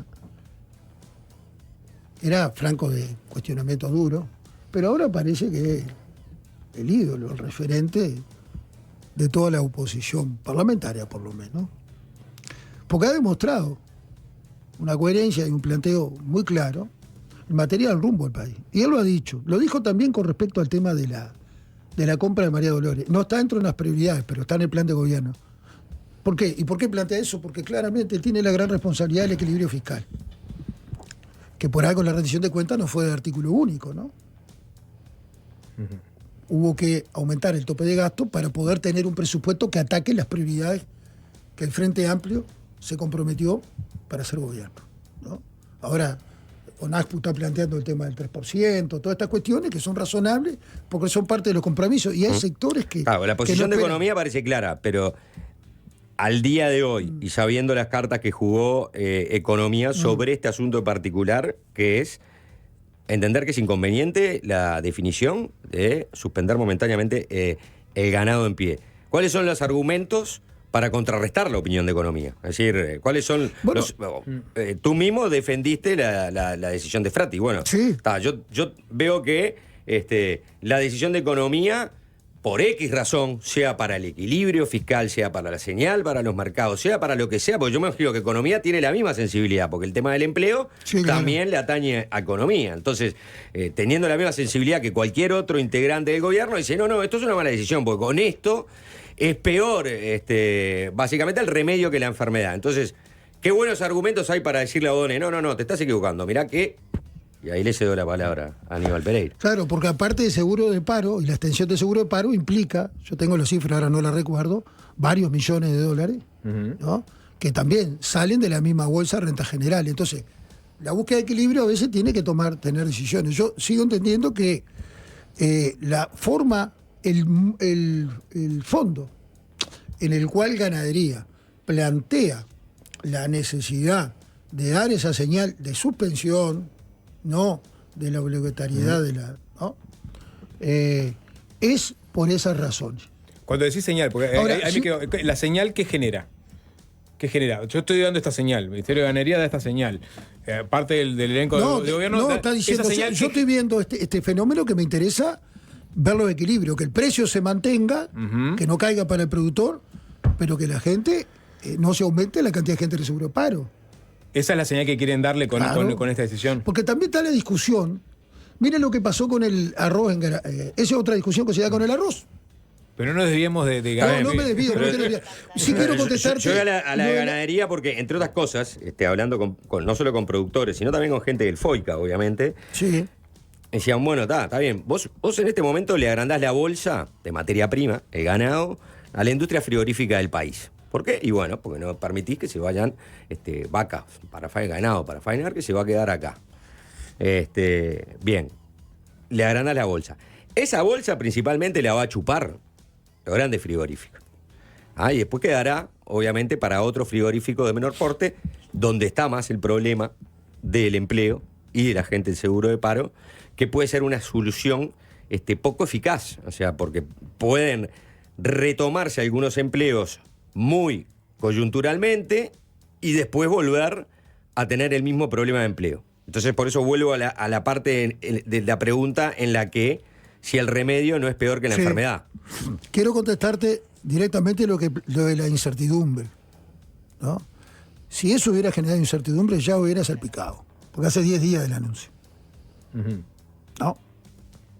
Creo que en realidad, porque esas señales no demoran de repente en que se puedan cristalizar, ¿no? Y bueno, depende, porque el productor realizó una inversión meses atrás y ahora va a evaluar, ¿no? Cuál y cómo será su próxima inversión en función también de la señal que está dando el gobierno ahora. Lo que pasa es que una cosa es dar la señal que no hay más exportación de ganado de pie, que eso no fue lo que se dijo, sino que ante esta situación entendemos que la suspensión momentánea... Capaz que la señal la dio O'Donnell también, como para no, digamos, generar esas inquietudes. O sea, salió el ministro de Economía a decir, no, en realidad, si tiene que pasar por Economía, nosotros no compartimos. Yo no vengo del campo, soy del interior, porque muchas veces la gente de la metrópoli confunde venir del interior del campo, pero he hablado con mucha gente que conoce el tema del campo y son criadores, ¿no? Y obviamente que cuando escucharon la noticia les preocupó, ¿no? Gente de todos los palos, ¿no? Sí, pero claro. después cuando vio la evolución dice, no, es razonable. Por eso, a veces cuando se mezcla, porque repito, yo lo dije al principio en la primera nota, entiendo y es razonable la producción de todas la posición de todas las gremiales agropecuarias. Razonable, ¿está? Porque estas medidas existen hace 30 años, si bien los aplicaron enseguida que se tomó la decisión, pero es una válvula. Pero meses atrás, yo vuelvo sobre este tema y tenemos que hacer una tanda y después seguimos, pero meses atrás a Frati, algunos meses atrás, a Frati le empezaron a preguntar ¿qué pasa con la medida de las resoluciones sobre la exportación de ganado en pie, esto y lo otro? Y Frati contestó, hasta un poco molesto, no sé por qué todos me vienen a hacer la misma pregunta, ¿no? Pasa que el canario es explosivo. No sé por qué todos me vienen a hacer la misma pregunta, porque no tomamos ninguna decisión sobre este tema y las cosas van a seguir como venían antes. Sí. Bueno, pero después pasaron unos meses Porque se dio este fenómeno. y se tomó esta decisión que se entiende, perdón, y agrego, Sí. se entiende en una discusión de la que Frati participó en su momento porque era presidente del INAC, del Instituto Nacional de Carne, Correcto. cuando en el 2011 o 2000, sí, por ahí, por 2011 o 2013, ahora me queda un poco la duda. 2011. 2011, ¿no? Se tomó la resolución de no habilitar ganado en pie que se iba para Turquía. Pero ahí la discusión era mucho más razonable y con buenos argumentos, porque Turquía decía, yo subo un precio, pago más que el mercado, Exacto.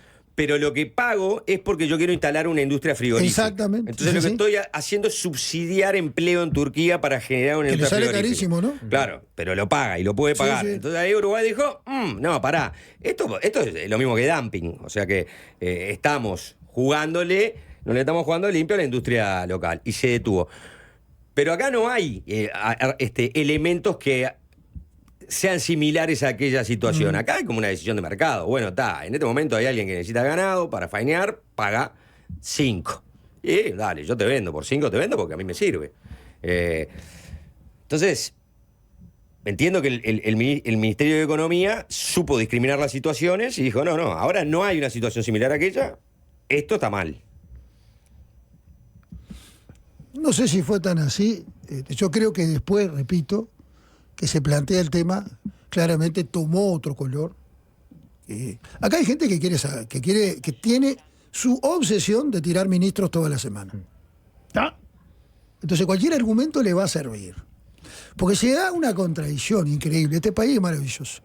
El 10 de julio asumieron todos los intendentes en todo el país. Y todos los discursos, los invito a leerlo, eran de construir junto con el Frente Amplio en todos los territorios. De hecho, hay ya mesas de diálogo, pero al otro día se anuncia que se levanta de la mesa de diálogo donde ya habían anunciado sus delegados para la mesa del diálogo social. Te vas a la tanda, Pereira. Bien. Frati sacó Podemos volver sobre Frati eso. sacó la carta de hijo dictador también, ¿no? O sea, Bueno, creo que ahí, por eso el canario se tanda y calienta. seguimos charlando, ¿te Sí, parece? sí, sí. Estamos hablando con Aníbal Pereira.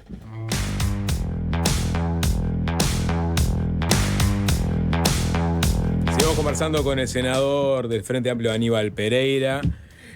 Hablamos de Rocha, hablamos de exportación de ganado en pie.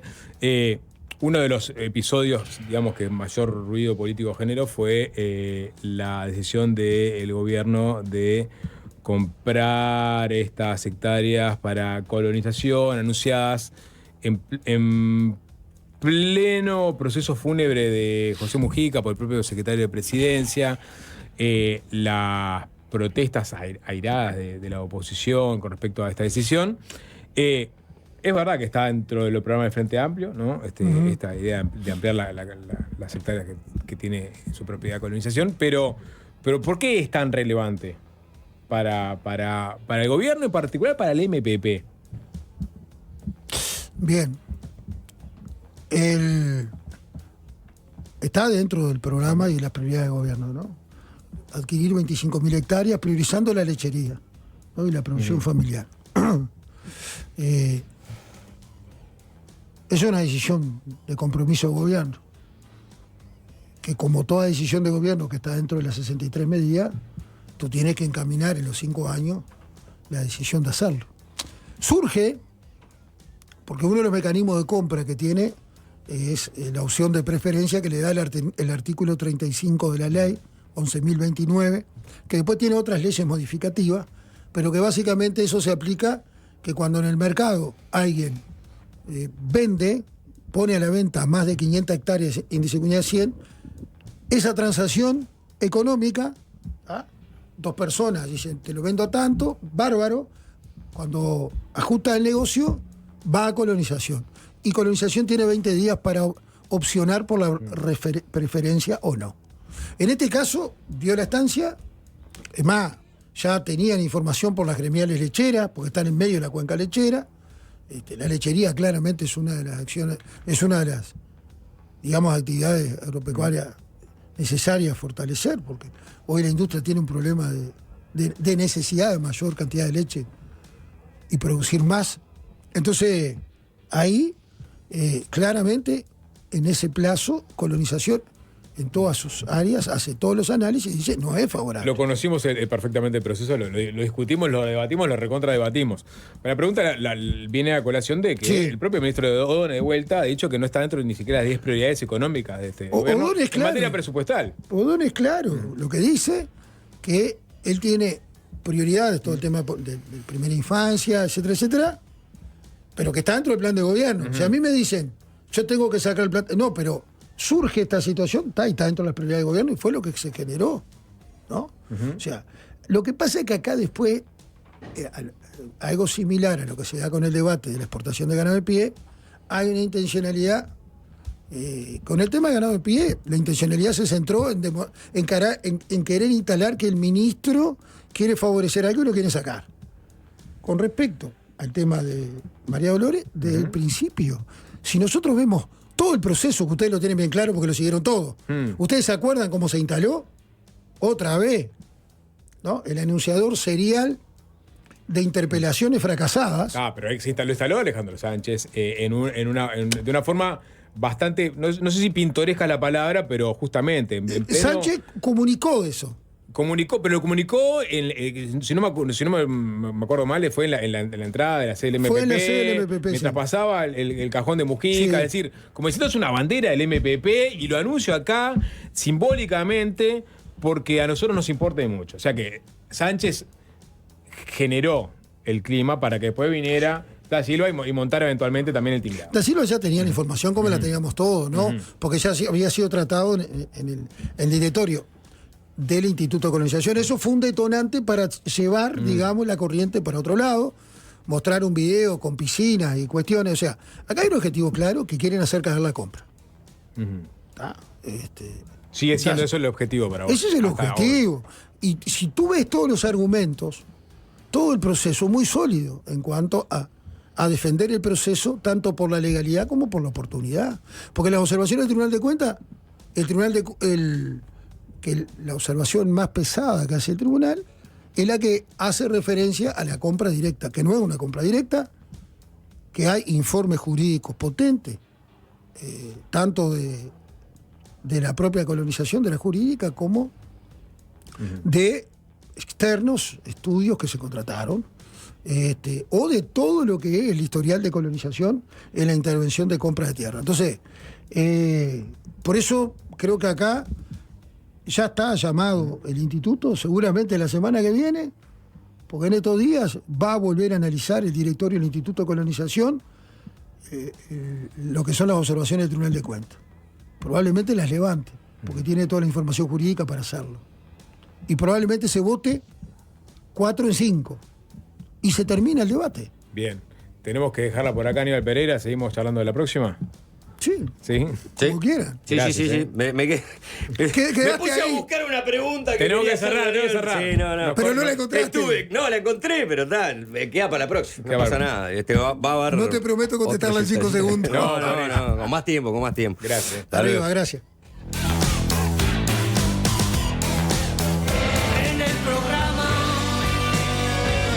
que suena y suena. Fácil desviarse. Lo comentamos más temprano, hay un momento medular en este documental que se llama Un sueño errante, que es en el momento en el cual Yoaris, que es la protagonista, es una mujer cubana de 30 y pico de años, que se vino a Uruguay con su pareja y hace ya unos años está juntando plata para traer a su hija de 10 años, ¿no? La historia de muchos cubanos, ¿no?, que hemos conocido, pero no tan al detalle como lo refleja este documental. A muchos inmigrantes ampliaría yo. Sí, bueno, pero te diría que particularmente, y lo arrojó el propio censo de 2023, cubanos y venezolanos, ¿no? Sí. Y en un momento ella trabaja 10 o 11 horas en Pedido Ya, tiene accidente de tráfico con la moto, como le sucede a muchos motociclistas que trabajan en aplicaciones, todo lo que se llama, y en un momento queda registrado eso. hablando con Cuba, creo que era, con Estados Unidos, dice, este es un país de mierda. Sí. Es un país de mierda. Y empatizás por completo con ella. Así que bueno, vamos a meternos sobre la historia de Yoari, sobre este documental, sobre cómo nació con Sofía Betarte, que es la directora. Bienvenida, Sofía, ¿qué tal? Muchas gracias. ¿Es un país de mierda? No. Pero yo hice esta breve sinopsis y enseguida llegó un mensaje. ¿Y qué es lo primero que te dice a gente? Qué desagradecida esta cubana que le abrimos la puerta. Sí. Pero bueno, si ves el documental, capaz que entendés la reacción perfectamente. Empatizás, sí. ¿no? Bueno, ella lo primero que dice es eso, de no, yo no quiero que salga que yo digo que es un país de mierda, es lo primero que dice. Pero es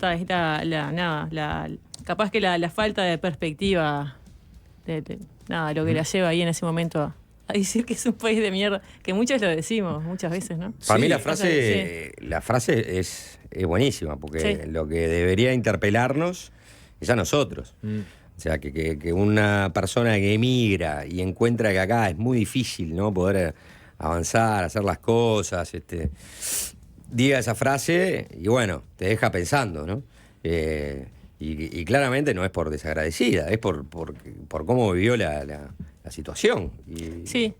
Y representa seguro lo que piensan muchos. Muchos emigrantes, digo. Sí. O uruguayos también. Sí. Muchas personas, sí. Sí, un momento de eso, como de frustración de no ver el siguiente paso, ¿viste? Vamos a ver, ahí aparece algún tapaboca en algún momento, por lo cual uno puede tener algún indicio de cuándo comenzó a registrarse esta historia, pero ¿cómo contactás vos a la protagonista? ¿Cómo contactás vos con la idea de registrar esto que pasa muy frecuentemente, es decir, cubanos, por ejemplo, que vienen a Uruguay como destino primero final, pero después de paso para irse a Europa, Estados Unidos? Sí, bueno, yo venía hacía un tiempo buscando una protagonista para esta película.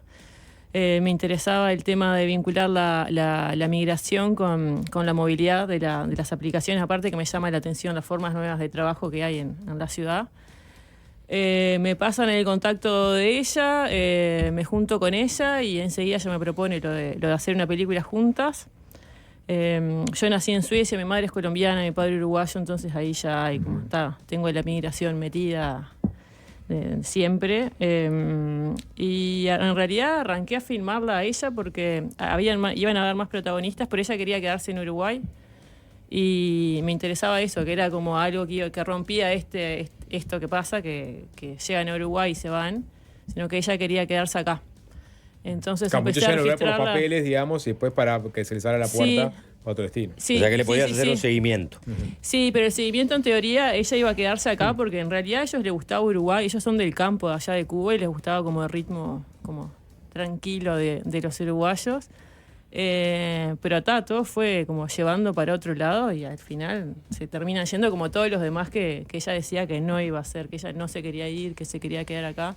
Porque la migración hacia Estados Unidos con coyotes es de acá para allá es inclusive, o sea, más riesgosa que la de Cuba para acá. Ella cuando vino con su pareja de Cuba también vino por coyotes, pero por Guyana y Brasil. Por Guyana, Brasil y entró por Rivera.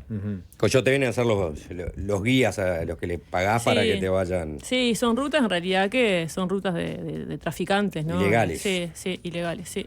Sí, está registrado de forma muy cruda todo eso, ¿no? Capaz que no te queda tan explicitado la forma en que llegan, pero seguro la forma en que juntan plata y cómo empiezan a contactar a estos coyotes, cómo los van a trasladar. Sí. Incluso lo toman, no con cierto humor, pero con mucha menos pesadumbre que lo que uno puede imaginar, ¿no? Es una aventura, en algún momento dicen, ¿no? Porque ya pasaron por ese periodo. Sí, ya pasaron por eso.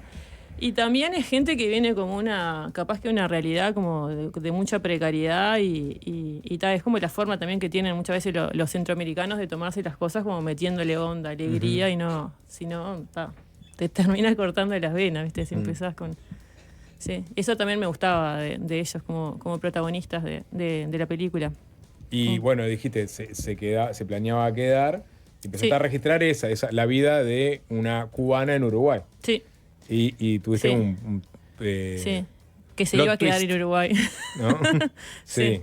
Sí. Y igual ahí dijiste, bueno, tengo otra película. Sí, sí, ¿No? sí. Sí, ahí cambió. En realidad yo filmé un poco con un par de protagonistas más, pero no. O sea, el momento que le llevé el disco duro al montajista a ver si seguíamos filmando más con otras mujeres y eso, medio que no. No. No entraba mucho todo lo demás porque se comían, sobre todo ella y la hija se comían la historia, la película. Hay una sensación de soledad permanente Sí. que uno le va quedando mirando la película. Ahí hubo una intención. Sí, ahí sí. Sí, siempre en los momentos en que planificamos muy poco, no había guión ni nada en toda la película, pero el tema de cómo filmar la ciudad, sí, eso lo planificamos y siempre está filmada de noche, en invierno, con las calles casi desiertas, para transmitir la soledad y todo el tiempo el movimiento. Y después ella está filmada en general en plano medio, un plano bastante cerrado, o sea, su vínculo con el resto del mundo generalmente es con el fuera de campo, con lo que no se ve en cámara. Claro, porque Y eso va generando esa sensación de soledad. sería ese tipo de corte de documental que el Ministerio de Turismo decía, esto no es Uruguay, ¿no? Sí. Porque vos tenés, y eso es Uruguay también, el Uruguay en invierno, el Uruguay húmedo, el Uruguay gris, Sí, sí. el Uruguay que de pronto en invierno en las noches no pasa nada. Sí. La ciudad está vacía, por más que sea temprano en la noche, Sí. ¿no? La gente se guarda y te da la sensación de que un migrante de pronto puede llegar a tener mucho contacto con su comunidad, o sea, con la comunidad de cubanos que Sí. estén acá viviendo, pero no sé qué tanto después pueden enganchar con el resto de la sociedad, ¿no? Sí. Más en un trabajo donde vos no estás compartiendo tanto, digo. No, se genera esa como... Sí, ese tema con ese tipo de trabajos, ¿no? Que en realidad son trabajos donde las personas duran en general poco, y si no duran poco, o sea, no tenés un lugar de trabajo. No sé, vos venís acá a la radio y tenés compañeros que siempre están en el mismo lugar, conversás, te vas conociendo durante el tiempo. Ahí no. Y, Es como- el hecho de que no pudiera, porque claro, es verdad eso. Primero, el trabajo que puedas agarrar. Sí. Y muchas veces son justamente los trabajos que tienen que ver con distribución de comida, con una moto, con una bicicleta, y después pasar al siguiente paso. Sus frustraciones tienen que ver con no salir de ese trabajo, entonces tiene que ver con una limitación económica, pero también con una expectativa que no avanza. Sí, bueno, ella trató de buscar otros trabajos, ¿no? Ella cuando llegó a Uruguay trabajó en una lavandería tercerizada que lavaba la ropa de los hospitales. Después, ahí trabajó años, después se metió a trabajar como delivery.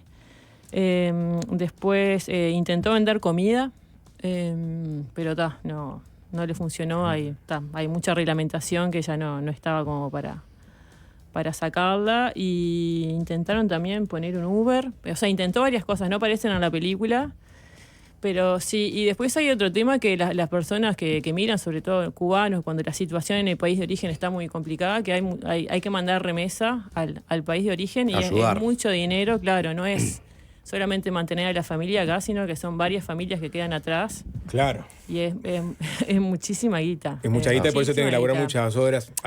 Todas las cosas que más o menos conocemos están reflejadas en el documental. Por ejemplo, que otros migrantes que llegan se hacen de las licencias de aquellos que se están yendo del país, en el caso de las aplicaciones, ¿no? Sí. Que pasan no solamente la licencia, sino también la moto. Sí.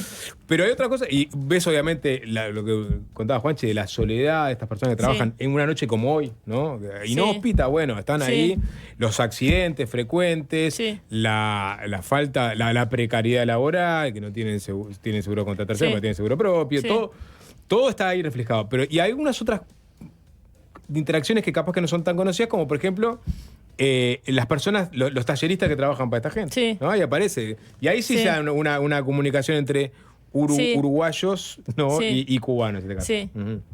Sí, eso sí. Sí, o sea, lo que pasa es que se demora en establecer redes. Cuando llegas a un país, cuando migrás hacia un país, demorás un tiempo en tejer redes. Y a ella también le pasaba mucho que como mamá le costó un poco porque estaba laburando 11 horas al día, no te queda mucho tiempo para la sociabilidad. Entonces está todos los días, ¿no? De lunes a lunes. Claro, sus contactos son esos, laborales, pero... Claro, laborales y alguna otra persona cubana en general que estuviera medio que en la misma para resolver cuestiones más prácticas, pero sí, no se establecen como esas redes de disfrutar también, de tener goce en la vida, no solamente laburar. Claro, igual aparece el goce, ¿no? Porque cada instancia, cada pequeña interacción que tiene con su hija, sobre todo, es música, es escuchar música, es bailar. Sí. ¿No? Sí. ¿Eso es un recorte que hiciste vos de la realidad o era siempre así? No, en general era así, era como su momento, ¿no? Su momento de disfrute era con la hija, pero también estaba eso de que eran muy pocas horas. Para laburar tanto, en realidad la nena estaba mucho sola en la casa. Pero sí, el momento de disfrute ahí, más que nada, era con la hija, sí. Sí. Y bueno, después se da este quiebre, ¿no? Contar lo que se puede o no, pero hace a la entrevista que, bueno, en un momento dice, esto no va para más, o sea, vos acabas de contar, o sea, probó muchas otras cosas, aparte de repartir, y tiene muchas experiencias cercanas, de gente que logró cruzar la frontera, ya de Estados Unidos, y dice, en un momento dice, me manto. Sí, es algo que también tienen como establecido, como culturalmente, de, irse para Estados Unidos, que paradójicamente es el lugar donde menos complicaciones en ese momento tenían con el tema del papeleo, ¿no? El resto del mundo es mucho más complicado. Para llegar a Uruguay exige visa, no sé, Brasil, Argentina, Chile creo que también deporta, Uruguay no, por eso también vienen para acá como primera instancia. Pero sí. ¿Y ahí el documentalista qué hace cuando le cambia el eje de la historia? No, y ahí tengo que seguir filmando, a ver qué pasa. A ver qué pasa. Sí, ahí mantuve como criterio mantenerla a ella como protagonista siempre, ser medianamente prolija con la toma de sonido, que la estaba haciendo yo también. Entonces, mantenerla a ella como protagonista y el vínculo con la hija. Eso lo seguí durante tiempo. Entonces ahí se puede ver la evolución. No es un spoiler, porque no está dentro del documental, saber qué pasó con ella, ¿no? Y con su familia después de irse a Uruguay. Sí, están bien, llegaron bien. ¿Están instalados en Estados Unidos? Están instalados, laburando. ¿Trabajando? ¿En qué laburando zona? Los dos.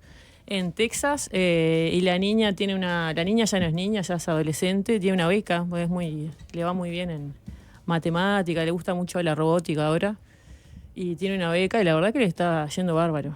Y están pudiendo mandar dinero, la remesa la están pudiendo mandar. This country is great, deben de estar diciendo, ¿no? No, This country is great. Tampoco está esa fantasía, sino es como... Shit.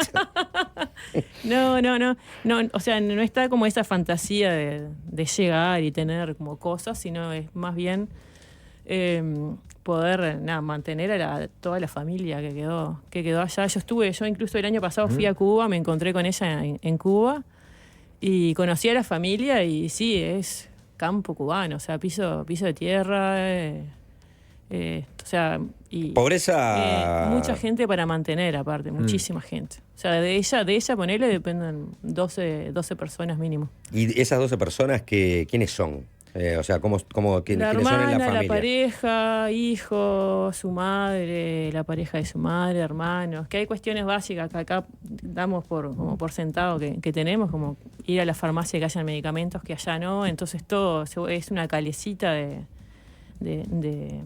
cuestiones que se complican y que todo se mueve con dinero, como en todos lados, pero allá más. Sí. El hecho de estar juntos ya es un diferencial para ellos, por ejemplo, ¿no? Sí. Algo que sería totalmente inesperado para otra realidad. Sí. Ahí, tener a tu hija contigo. Sí. Bueno, a ver, Sofía, tengo, a ver si los datos están bien. Hoy en Cinemateca, ¿no? Cinemateca. Hay proyección a las 20:05, Sí. o sea, ahora un ratito. Sí. Y si no, viernes, domingo y martes a las 21:25, 17:45 y 21:25 respectivamente. Después sigue. Sí, estamos a más la B adelante. también y andamos por el interior. Andamos yendo al interior. Mañana me voy a Dolores, que se pasa allá. Estamos yendo bastante ahí al interior, por suerte. Yo me crié en Bueno, Ale, mira, San te voy a leer José un cuando mensaje. vine Te voy a leer un mensaje que decís porque alguien pregunta, ¿no?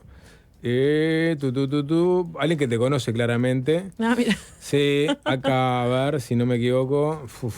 Lo perdí. Al cafetero. Básicamente es el cafetero que fue contigo al liceo 46 quizás. La escuela, mirá. La escuela, 46, sí, de San José. Bueno, escuela, ahí va. Sí. Maragato.